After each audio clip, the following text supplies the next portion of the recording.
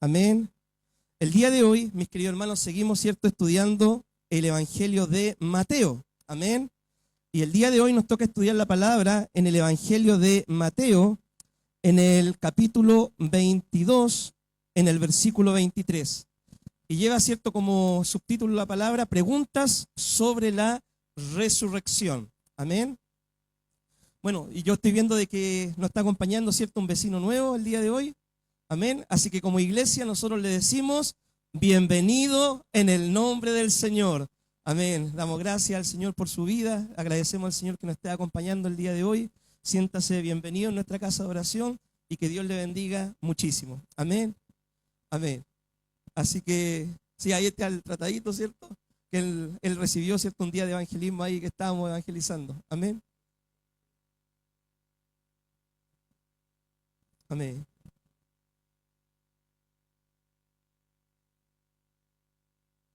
Amén, gloria a Dios, ¿cierto? Agradecemos, ¿cierto?, a Nico, ahí está el guerrero, ¿cierto? Él sale a evangelizar conmigo, así que Dios le bendiga mucho, mi querido hermano. Amén. Mis queridos hermanos, ya tenemos, ¿cierto?, Evangelio de Mateo, capítulo 22, versículo 23, y a mí me gustaría iniciar con una pregunta, ya antes de pasar a leer la palabra.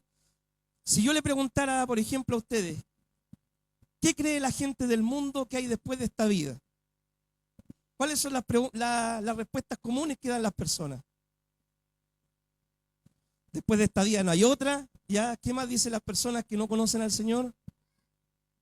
¿O que no tienen conocimiento de lo que dice la palabra del Señor? Que todos se van al cielo directo, ¿cierto? Pase libre. También las personas, algunos, ¿cierto?, creen de que hay una reencarnación, que uno muere y después va al nirvana o no sé, qué sé yo, y se reencarna quizá en otra persona, en algún ser, en algo así. Hay otras personas, ¿cierto?, que dicen que van al purgatorio. No, ahí van las pulgas, ¿cierto?, al purgatorio. Van al purgatorio, ¿cierto? Dicen algunos, van al purgatorio. Otros dicen de que si el niño no está bautizado va a un limbo. Bueno, la verdad es que hay muchas personas que creen, ¿cierto?, que después de esta vida hay algo más, ¿ya? Que esta vida no termina cuando uno da el último aliento de vida, sino que esta vida continúa. El tema es que nosotros, para saber qué es lo que pasa después de esta vida terrenal, tenemos que ir a la fuente verdadera, la fuente fidedigna, que nos puede declarar qué es lo que hay después de esta vida. Y la Biblia, ¿cierto?, el Señor Jesús lo que nos presenta a nosotros es que después de esta vida solamente hay dos destinos para el ser humano. Después de esta vida, ¿cierto?, está la salvación, la vida eterna, estar en gloria con el Señor, para aquellos que creen en Cristo, se arrepienten de sus pecados y le reciben como Señor y Salvador. Y después de esta vida, también, ¿cierto?, para aquellos que rechazan el Evangelio, que deciden no creer en el Evangelio, que deciden vivir en pecado, la Biblia dice de que hay una condenación eterna, un infierno, un lugar de llanto y de tormento. La Biblia presenta solamente estos dos panoramas que existen después, ¿cierto?, de esta vida terrenal, la salvación o la condenación. Vamos a ver ahora lo que dice la palabra del Señor. Mateo 22, 23 dice: aquel día vinieron los saduceos que dicen que no hay resurrección y le preguntaron diciendo: Maestro, Moisés dijo, si uno muriere sin hijos, su hermano se casará con su mujer y levantará descendencia a su hermano. Hubo pues entre nosotros 7 hermanos. El primero se casó y murió, y no teniendo descendencia, dejó a su mujer a su hermano. De la misma manera también el segundo, y el tercero, hasta el séptimo, y después de todo murió también la mujer. En la resurrección, pues, ¿de cuál de los 7 será ella mujer, ya que los 7 la tuvieron? Entonces respondiendo Jesús le dijo: erráis ignorando las Escrituras y el poder de Dios, porque en la resurrección ni se casarán ni se darán en casamiento, sino serán como los ángeles de Dios en el cielo. Pero respecto a la resurrección de los muertos, ¿no habéis leído lo que os fue dicho por Dios cuando dijo: yo soy el Dios de Abraham, el Dios de Isaac, el Dios de Jacob? Dios no es Dios de muertos, sino de vivos. Oyendo esto, la gente se admiraba de su doctrina. Amén.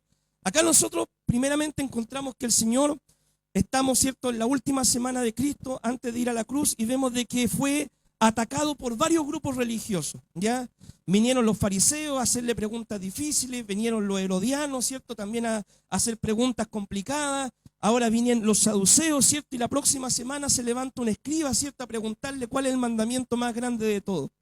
Entonces al Señor lo que buscaban era que Cristo dijera alguna palabra, dijera algo que lo pudiera condenar, que lo pudieran acusar, ya sea delante de los judíos, desacreditarlo, o delante de Roma para poder condenarlo. Estaban buscando algo para poder criticar, ¿cierto? Y condenar al Señor. Y ahora es el grupo, ¿cierto?, de los saduceos. El grupo de los saduceos, mi hermano, era un grupo religioso dentro del pueblo de Israel, ¿ya? Los saduceos, ellos estaban a cargo de lo que era el templo. Eran los sacerdotes, los sumos sacerdotes. Ellos eran, ¿cierto?, los que estaban a cargo de todo el manejo del templo, de los sacrificios y de todo eso. Los saduceos eran parte de la clase rica del pueblo. Ellos no eran gente pobre, no era gente que no tenía recursos. Ellos tenían grandes recursos económicos. Ellos de hecho manejaban, ¿cierto?, gran parte de lo que era el comercio que se hacía ahí en el templo, en el patio del templo. Y los saduceos estaban a favor de Roma, con tal de mantener su poder político, con tal de mantener su poder, por así decirlo, religioso. Ellos apoyaban a Roma. Ellos, ¿cierto?, si los romanos querían sacar un sacerdote, poner otro sacerdote, sumo sacerdote, ellos lo aceptaban con tal de retener su poder, su status quo, ¿ya? Algo característico que tenían, ¿cierto?, los saduceos es que ellos no creían en lo sobrenatural. Ellos no creían ni en los ángeles, no creían en demonios, no creían, como dice acá la palabra, en una vida más allá de la presente. Ellos no creían en nada de eso. Y algo también es que los saduceos solamente creían en los primeros 5 libros de la ley de Moisés. Ellos creían en Génesis, Éxodo, Levítico, Número, Deuteronomio, y ahí se acabó la palabra para ellos. Ellos no creían en los profetas, no creían en nada de eso. Eran, ¿cierto?, bien escépticos, ¿cierto?, en cuanto a su fe. Solamente los libros de Moisés y nada más. Y ellos, ¿cierto?, se unieron a otros grupos religiosos con tal de desacreditar a Jesús. Andaban buscando, ¿cierto?, algo con tal de poder condenar a Jesús, llevarlo a la cruz, ¿cierto?, crucificarlo, quitarle la vida, porque pensaban erróneamente de que haciendo eso el problema iba a ser resuelto. Y no se daban cuenta de que todo eso era parte del plan del Señor, que Cristo había venido precisamente para entregar su vida en la cruz y darnos salvación y vida eterna, ¿cierto?, por medio de la cruz, porque ahí dice la palabra que el Padre cargó el pecado de toda la humanidad en Cristo y Él pagó por nuestros pecados, por nuestras transgresiones. Él llevó nuestra culpa en la cruz y en la cruz, ¿cierto?, Cristo venció al diablo, al enemigo. ¿Por qué? Porque el diablo toda la vida trató de derribar a Cristo con tentaciones, con cosas, ¿cierto? Y Cristo dice que Él nunca pecó. Entonces el pecado no tenía poder sobre Cristo, la muerte no tenía poder sobre Cristo. Cristo entregó su vida para darnos salvación. Todo eso era parte del plan del Señor, ¿cierto? Y después ese misterio que nosotros cantamos en la alabanza, el misterio del Evangelio, el misterio de su amor, se trata de eso, de que Dios tenía un plan. Y el plan era salvar al hombre por medio de lo que Cristo vino a hacer en la cruz del Calvario, donde todo aquel que recibe a Jesús tiene salvación, vida eterna y perdón de sus pecados. Amén. Entonces viene este grupo, ¿cierto?, de saduceos y le hace una pregunta. Y le dice: maestro, mira, sucedió, ¿cierto?, hipotéticamente hablando, una hipótesis, ¿cierto?, es hacer una pregunta para ver si puede ser imaginaria o real, ¿cierto?, la situación, para ver una respuesta. Señor, mira, hubo entre nosotros, dudo que la historia haya sido real, ya, obviamente quizá era parte de la ficción de ellos, una historia inventada para solamente tratar de desacreditar a los otros grupos que sí creían en la resurrección o sí creían en otras cosas como los fariseos, pero ahora tomaron ellos esta misma historia para atacar a Jesús y le dijeron: Señor, mira, entre nosotros hubo un varón que tenía 7 hermanos. Y bueno, él se casó y no tuvo descendencia, Señor. Y la ley dice que tenía que dejar la mujer a su hermano. Entonces él murió, dejó la mujer a su hermano. Murió el otro hermano, dejó la mujer a su otro hermano. Y así pasó la mujer por los 7 hombres. En la resurrección, Señor, ¿de quién va a ser ella la esposa, ya que los 7 fueron el marido de esta mujer? Bueno, a todo esto, esa ley en el Antiguo Testamento se conoce como la ley del levirato. Así se conoce esa ley, ¿cierto? En el Antiguo Testamento. Moisés había dicho, si uno tiene su esposa, ¿cierto? Y tiene hermanos, y uno muere sin dejar descendencia, que su hermano se case con su esposa. ¿Para qué? Para que levante descendencia a su hermano, para que el niño que nazca lleve el nombre, ¿cierto? Por así decirlo, el apellido de la persona que falleció y reciba la herencia que le corresponde a él. Y además, obviamente, el Señor cuidando a que la mujer viuda no quedara tampoco desprotegida. Ese era el propósito de la ley del levirato. Cuidar, ¿cierto?, a la mujer viuda, que no quede desprotegida, que el nombre del difunto no sea borrado, ¿cierto? Y que el hombre pueda recibir la parte de la herencia que le toca. ¿Dónde nosotros vemos esta ley cumplida? En la historia de Ruth. ¿Ya recuerda usted la historia? Dice la palabra, ¿cierto?, de que Ruth era una moabita, se casó, ¿cierto?, con un varón, falleció, ¿cierto?, el hombre, falleció el papá del varón, falleció el hermano, ¿cierto? Y después Noemí decidió volver, ¿cierto?, a la tierra, ¿cierto?, ahí de Belén. Y dice que cuando llega, empiezan a buscar trigo, cosechar, ¿cierto? Y ella va a los campos de Booz. Y dice la palabra de que Booz era pariente cercano. Pero dice la palabra, fíjese bien, de que no era el pariente más cercano, porque había uno más cercano que él.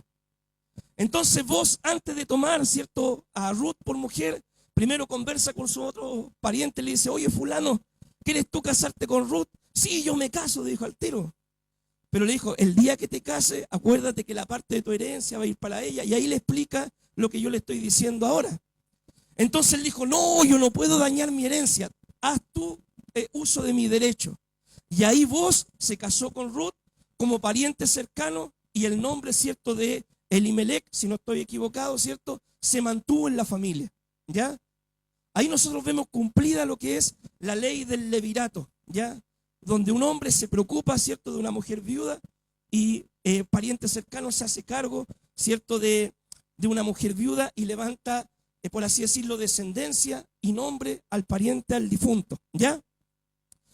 Como le dije, este mandamiento tenía ese propósito, ¿ya?, de poder levantar nombre al fallecido y de ayudar a la mujer viuda. Ahora, los saduceos vienen a él con esta pregunta, ¿ya? Señor, mira, hubo 7 hermanos, murió, ¿cierto?, cada uno de los varones y la mujer al final también murió.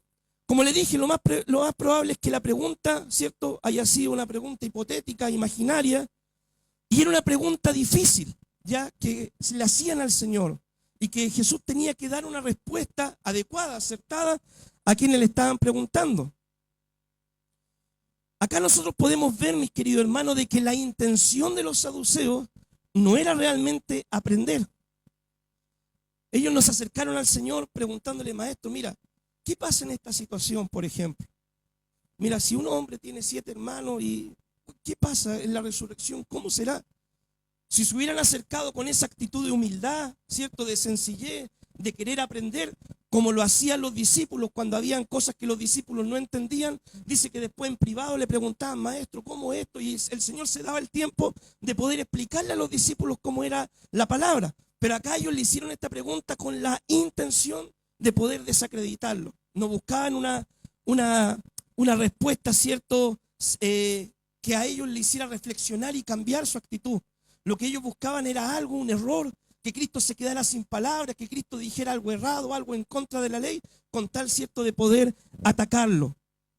Esa era la intención que ellos tenían, ¿cierto?, en su corazón. Y acá la reflexión que nosotros podemos sacar de esto, mi hermano, es que en el mundo a nosotros siempre de repente nos van a hacer este tipo de preguntas. Siempre, como vimos en la semana pasada, hoy día también. El mundo tiene preguntas, algunos preguntas sinceras, preguntas honestas, preguntas, ¿cierto?, de querer aprender más de la palabra del Señor. Y otros simplemente nos van a hacer preguntas con tal de desacreditarnos, con tal de atacarnos, con tal, ¿cierto?, de ponerse uno a pelear, a discutir, a debatir. Por ejemplo, yo cuando me convertí al Señor a los 16 años, mi hermano, un día, mi profesora de clase, ¿cierto?, que nunca me había dado la oportunidad para nada, ¿cierto?, que era harto desordenado en esa época, pero me convertí, llegué al Evangelio, me vieron transformado, y un día mi profesora me dijo, Jorge, me dijo, compártele el Evangelio a tus compañeros de la clase. Ah, ya, yo tomé la oportunidad, ¿cierto? Fui y le compartí la palabra, prediqué un texto bíblico y todo el tema. Terminé de predicar y mi profesora después va y se levanta y me dice, ahora dime, ¿cómo tú dices que la Biblia es verdad? La Biblia es un libro lleno de errores. La Biblia tiene errores, ¿cierto? Tiene partes equivocadas. La Biblia son historias inventadas. Y me empezó a atacar. Me dice, ¿cómo tú me compruebas de que la Biblia es verdad? Yo era nuevito, mi hermano, en las cosas del Señor. No había leído mucho la Biblia, nada. Yo le dije, mire, en realidad no sé cómo sea el tema, pero lo que sí sé es que Dios me transformó y yo creo en Jesús. ¿Por qué? Porque un día estaba enfermo, conté mi testimonio, Cristo vino, me sanó, me tocó, me salvó. Y yo sé de que el Señor, cierto, es real por esto y yo le sigo, le sirvo. Y dije eso. Y bueno, después mi profesora en privado me dijo, no, muy bien, que crea en el Señor. Lo único que me dijo, de aquí a 2 años más vamos a ver si es que el cambio fue real, sí o no. Han pasado más de 2 años, gracias a Dios. Han pasado mucho más. Ya, yo voy a cumplir 36 ahora, por si acaso pasó el dato. Ya, entonces, ha pasado mucho tiempo. Dios ha sido fiel, Dios ha sido real, Dios ha sido verdadero. Entonces, después me acuerdo que mis compañeros se me acercaron y me decían, oye Jorge, ¿sabes que yo creo de que lo que Dios hizo en ti fue verdad? ¿Por qué? Porque yo he visto tu cambio. Yo he visto que Dios te cambió y todo. ¿Cierto? Pero de repente el mundo tiene esas cosas, ¿cierto? De hacernos preguntas para tratar de complicarnos un poquito la existencia. Mire, seguimos con los peluqueros, ¿ya? Quiero oír una de peluquero, ¿no? Mire, había una vez un joven que se fue a cortar el pelo en una peluquería, ¿ya? Se fue a cortar el pelo en la peluquería y el peluquero, ¿cierto? Este peluquero era ateo, ya no eres católico, este peluquero es ateo, ¿ya? Y este peluquero ateo le alegaba y le alegaba y le alegaba al joven de que Dios no era real, que Dios no existía, que Dios no era real, que como si Dios era real, ¿cierto? Había tanto mal en el mundo, que como si Dios existía, permitía tantas cosas malas y que Dios no era real. Y el joven le trataba de explicar, no, que mira, que Dios le dio un libre albedrío al hombre, que Dios le dio la libertad al hombre para tomar sus decisiones, que mira que Dios invita a la gente, pero la gente no quiere venir. Y trataba el joven de explicarle y el peluquero cerrado de que Dios no existía, porque si había mal en el mundo, era porque Dios no existía. El joven no sabía cómo responderle, ya, y frustrado, ¿cierto? Salió de la peluquería, iba caminando para su casa y justo en la esquina donde pasa el bahía, donde pasa la micro, perdón, ¿cierto? Justo se encuentra con un joven metalero con el pelo largo, ¿ya? El pelo súper largo, ¿ya? Y el joven dijo, esta es la mía, dijo, esta es la mía. Le dijo, oye amigo, ¿me acompañáis un poquito a la peluquería? ¿Cierto? Queda cerquita de la peluquería ahí, donde se toma la micro. Ya, pues le dijo, fueron a la peluquería, le dijo, ¿sabe qué? Le dijo, amigo, le dijo el joven, yo no creo en los peluqueros. ¿Cómo la voy a creer en los peluqueros si recién te cortaste el pelo conmigo? Le dijo. Yo no creo en los peluqueros, le dijo. Veo usted este individuo, ¿no? Mire cómo tiene el pelo. Lo tiene largo el pelo, nunca se ha cortado el pelo como en 5 años.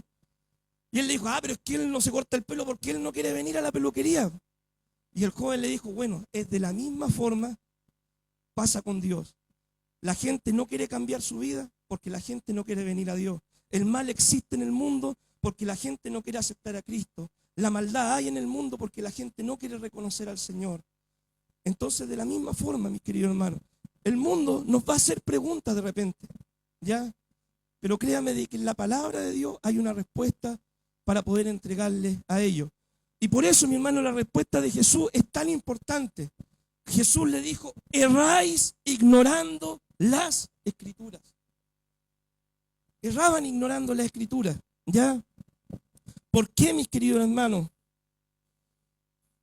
Porque Jesús, ¿cierto?, les dijo de que ellos, al ignorar las verdades bíblicas, al ignorar la palabra del Señor, al ignorar la obra del Señor, ellos estaban cayendo en un error, ¿cierto?, en una mala interpretación de la palabra. Ellos pensaban de que el cielo, ¿cierto?, iba a ser igual como ahora, que nosotros, ¿cierto?, teníamos Nuestra Señora, nos moríamos, después nosotros llegábamos al cielo y nos iba a estar esperando, la señora iba a decir, hola, ¿cómo estás? Y te estoy esperando, ¿cierto? Y ahí íbamos a seguir viviendo por la eternidad con la esposa, ¿cierto?, para siempre, ¿no? Y el Señor le dice, el cielo no es así, porque en el cielo dice, ustedes van a ser como los ángeles.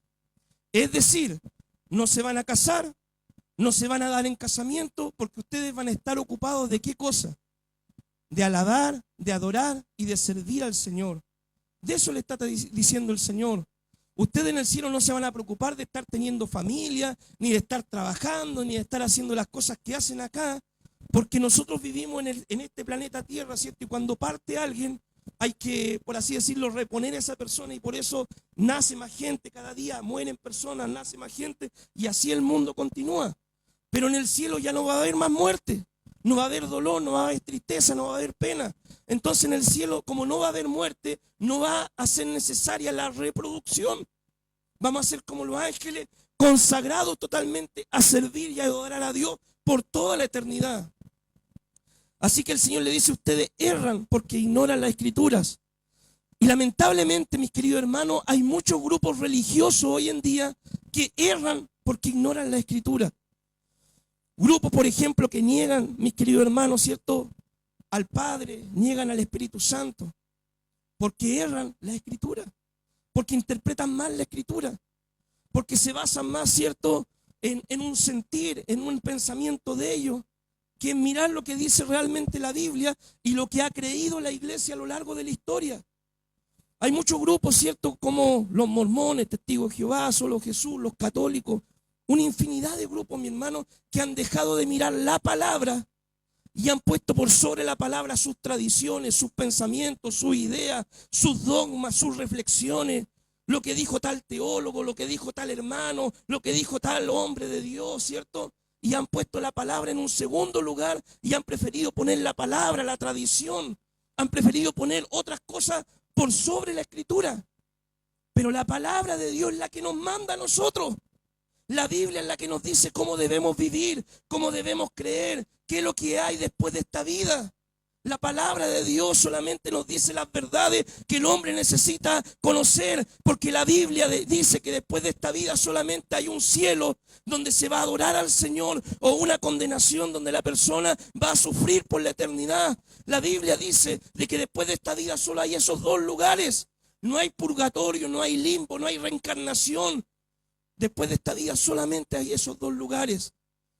Y la pregunta que debemos hacernos nosotros es: ¿nos estamos preparando para la eternidad?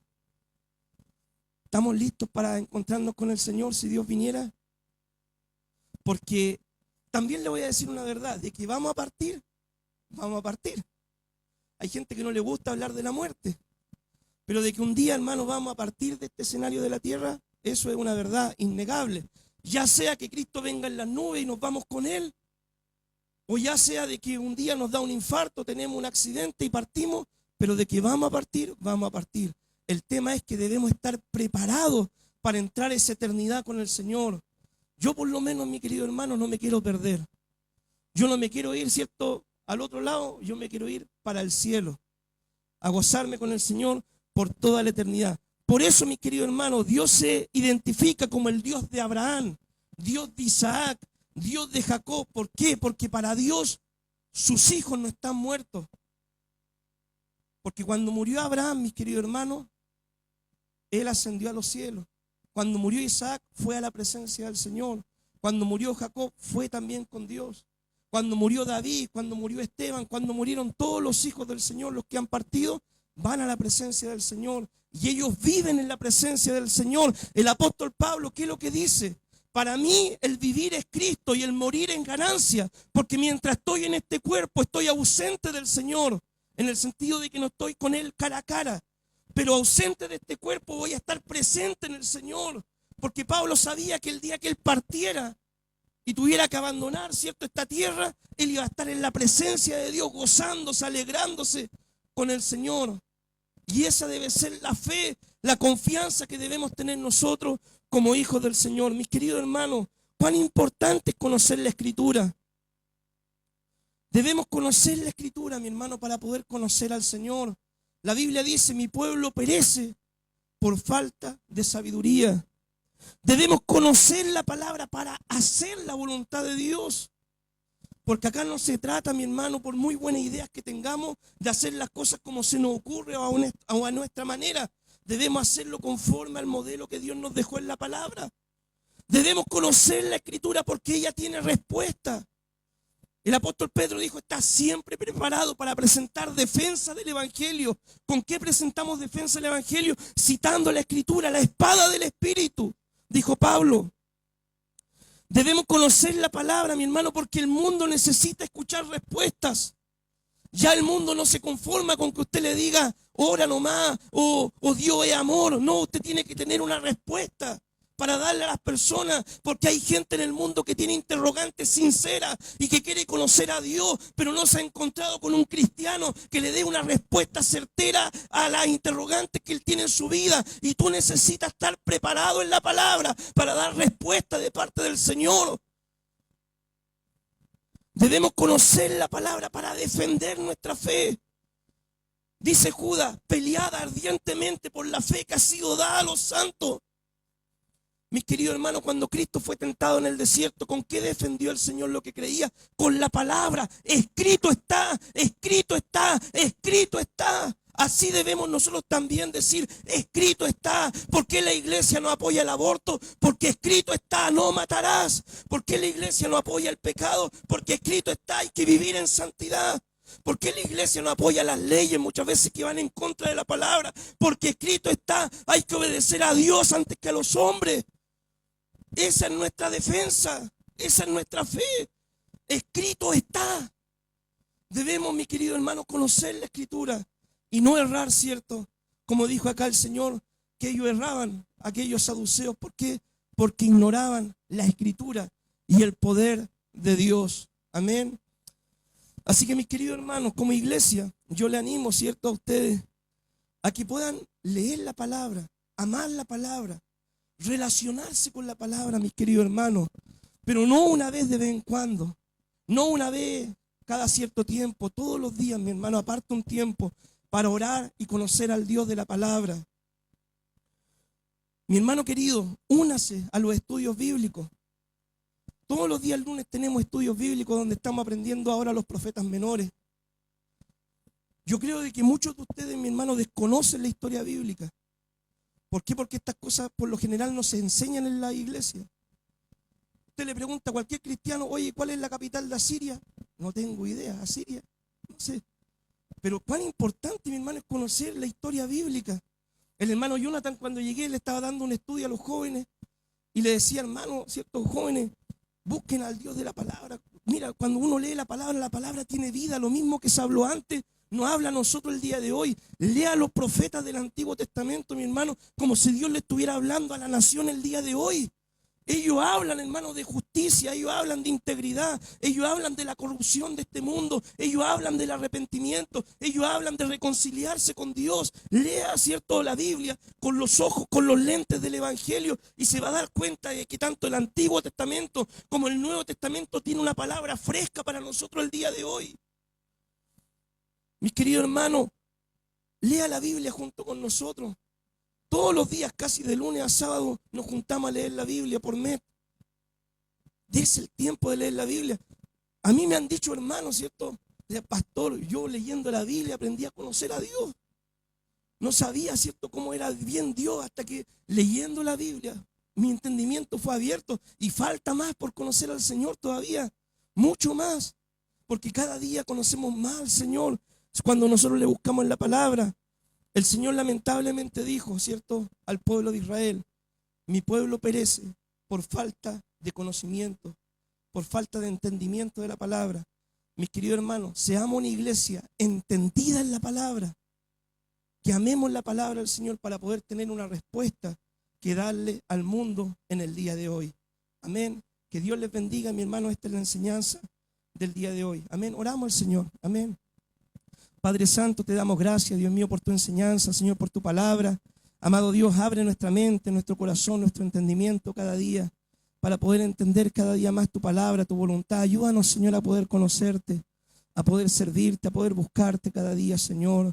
Padre, que cuando leamos la palabra, si hay cosas que no entendemos, Padre, abre nuestro entendimiento, danos la respuesta propicia, Señor. Padre, porque reconocemos, Señor, que no tenemos todas las respuestas, pero reconocemos también que queremos aprender, Señor, que queremos crecer en el conocimiento bíblico. Reconocemos, Señor, que necesitamos que tú nos llenes de sabiduría y de inteligencia, y tu palabra declara que el que tiene falta de sabiduría, tú se la darás, Señor. Padre, instrúyenos en tu palabra, en tu voluntad, para ser una iglesia entendida en tu palabra, en los tiempos, y tener una respuesta que dar al mundo, Señor. En el nombre de Jesús pedimos todo. Amén y amén. Que